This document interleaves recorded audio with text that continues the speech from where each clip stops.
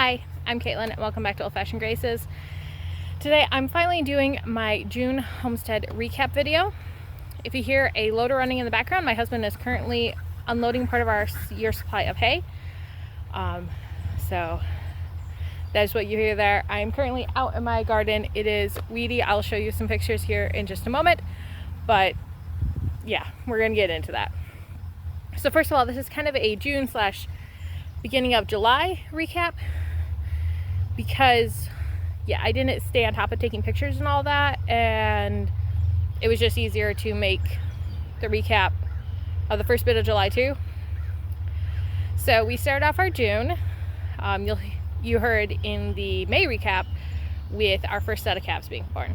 So we had a cow that we thought was going to deliver in May. She delivered June like 2nd or 3rd.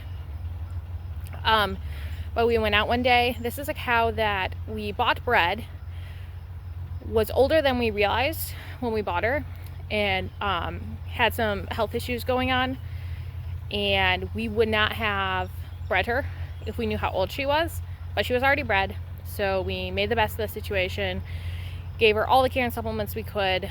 She had had a hip injury over the winter, slipping on ice, because we live in northern Michigan, there's a lot of ice around, and that had finally healed. But a couple days before she calved, she went down and couldn't get up on her own. So we actually lifted her and got her up, and we did this a couple times a day for 2 days, and then she calved. She delivered 2 very healthy twin calves, boy-girl twins. My husband had to pull them a little bit, but just to save her strength and all that, since we knew she was in kind of a fragile state.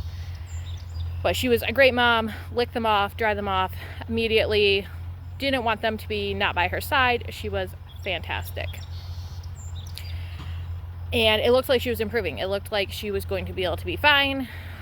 They were born at like 10 o'clock at night, and then the next morning she looked good. We thought we were all set to go. We got her up one more time to get the calves on to nurse, and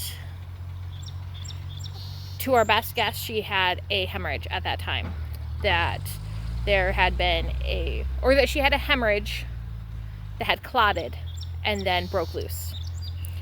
So we called a vet. We're not able to get a vet in because of where we live. There are no large animal vets that are taking new clients, even for emergencies. But we were able to talk through on the phone about what stuff to do, and we did all that stuff. A lot of the stuff we had already done at that point. We gave her IVs for milk fever, we gave her IVs for ketosis, and we worked on her for 5 days.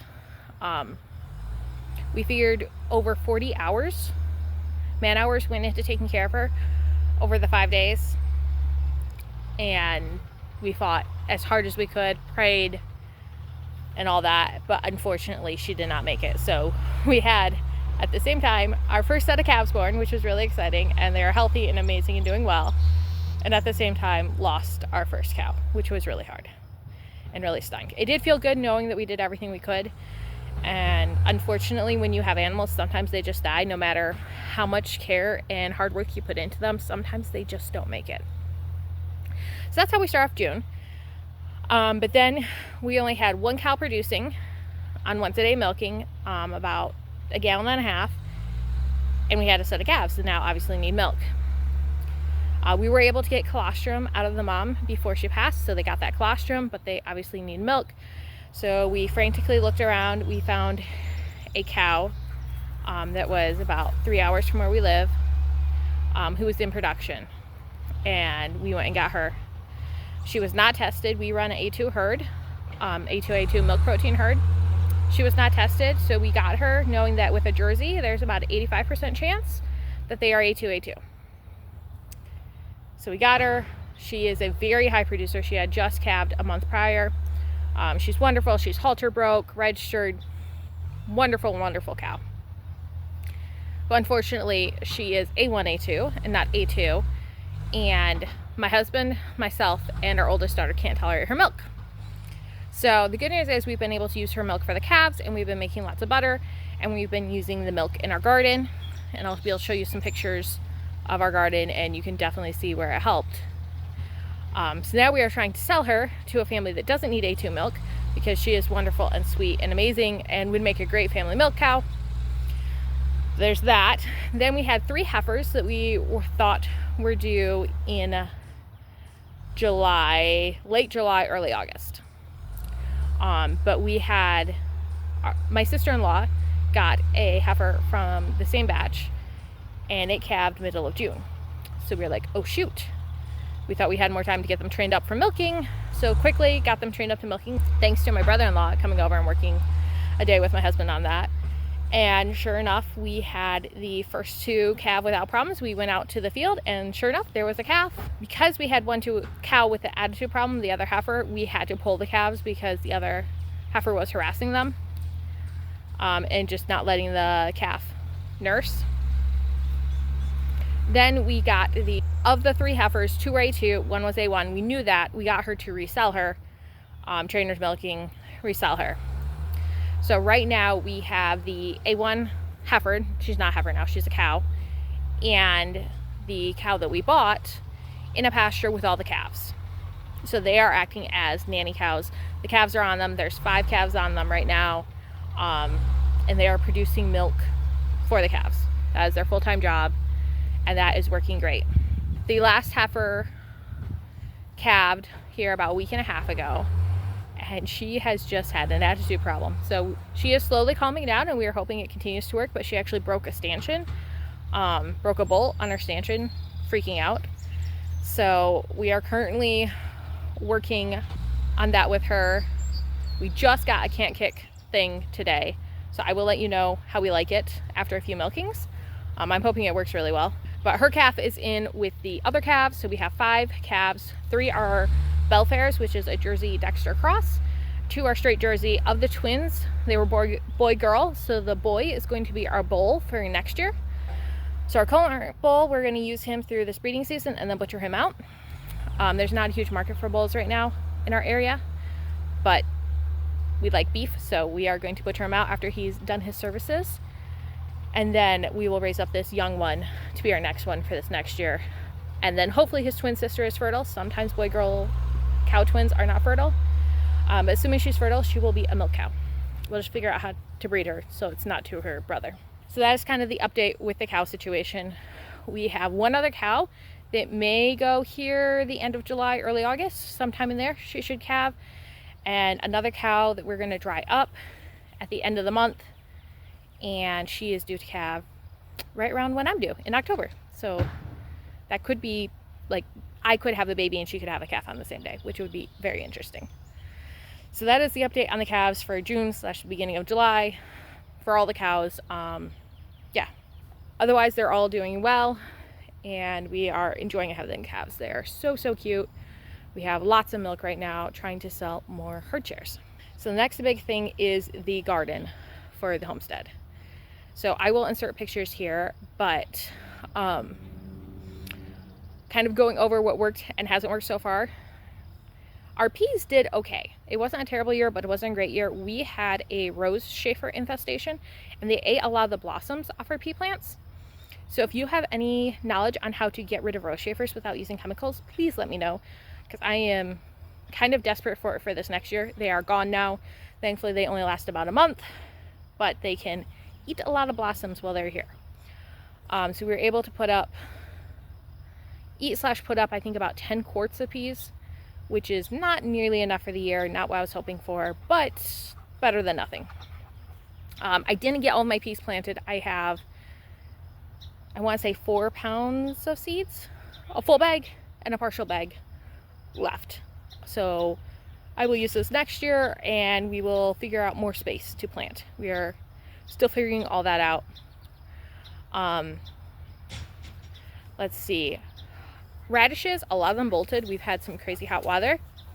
So I found that the purple radishes, I'll have to look up the name of the variety, I forget. But the purple radishes I bought did a lot better this year.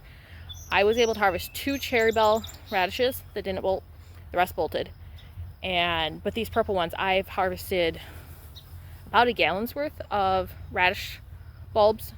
A lot of them bolted too, but several of them didn't, which was huge. And the yellow ones did okay, but the purple ones are by far my favorite. That's the only thing I think I'm gonna plant this year, unless I try a new variety to see. So my phone died, but we are back. So we got tomato starts from a local nursery, and they are looking better than I have ever had tomatoes look. So I'm really hopeful of actually being able to preserve some of our own tomatoes this year, mainly as salsa, spaghetti sauce, and just like canned tomatoes for use in various things. So I'm really excited about that. We have tons of volunteer potatoes. We are going to pull most of those as baby potatoes here in a few weeks. So that's the plan with those. A lot of our green beans got eaten before they came up. I'm not entirely sure by what. We have a lot of mice, so that might be it, or some other pest. So I thought I like way overplanted. That's our dog. I thought I way overplanted our green beans, and they do not appear to be way overplanted. So hopefully we still get enough for this year. My goal is 350 quarts of green vegetables in the freezer, and I think I'm at 8 right now with peas. So if I have like an abundance of summer squash, I'll count those too. Otherwise, that's a lot of green beans, and I'm not sure we're gonna make it, so we will see. So let's see. Kale has actually done really, really well. I planted a bunch more. First I pulled kale out harvest my of the peas year. and planted a bunch of kale because the peas are done. So now we're planting in those planters again. Trying to think what else we have going on. Carrots are doing okay. I have a couple beets, so we'll see if they do anything. And I lost a pack of my summer squash and found them, so they just got planted last week. So we will see if they have enough time to produce. I'll go now. They only take 45 days to mature, so hopefully they will still produce for the season. We have actually been harvesting our first zucchini for the year. They're small, they're like this big, but it's really exciting. So we have our zucchinis, and then we have a yellow summer squash that is almost ready, and a little petty pan variety that is almost ready too. So at the end of the summer season, I will be doing a whole garden review about which of the seed varieties were my favorite, which ones we will be doing again next year. So those are doing well. Our old strawberry patch didn't produce well, which we figured, so that is just for the kids to eat and enjoy. Our new strawberry patch is doing pretty well. I will get into some of my health stuff later in relation to the farm, but I haven't been able to put as much work into it as I wanted to. Our blueberries are doing well, although all the blueberries we planted, it doesn't look like any of them will produce this year, but we shall hopefully get some next year. But our existing blueberries are doing better than ever before. Raspberries looks to have okay year. Actually, our fruit trees look really good. After we're done with this, I'm going to go check on our cherries to see if they are ready. So yeah, those are the big things on the farm. My husband is in the middle of hay season. Well, actually, hopefully toward the end of it. So he's been crazy busy with that. And that leads me to the next big thing, which is my health. So I am officially in my 3rd trimester now. And this pregnancy has just been a little bit more difficult physically for me. And I started having some symptoms of things not going well. Thankfully, after all the tests and all that, we just determined that I was working too hard and needed to rest more. So my parents and siblings and my husband have really, really stood up, have really been helpful. They really just filled in the gap for me. I am so appreciative. Shout out to Lindsay and Laura. Thank you for watching my videos and all the help on the farm. I have not been able to do the garden work that I was planning on. When we ordered seeds, we didn't know I was pregnant. When we planted them, we didn't know I was going to be having as hard of a time this pregnancy. So we are trusting God and doing the best we can. But yeah, it has definitely been a challenge. It'll be what it'll be. I mean, you can see my garden behind me, and it is very, very weedy. But it is still producing food, which is the main thing. And I am trusting in God that everything will work out. So that is the big update for the month of July. Yeah, lots of cows, an abundance of milk. Garden's doing okay. Some things are better than ever before. Some things didn't do great. My health is okay. And God is good all the time. So thank you so much for joining us. I will see you in the next video. God bless. Remember His goodness always. Bye.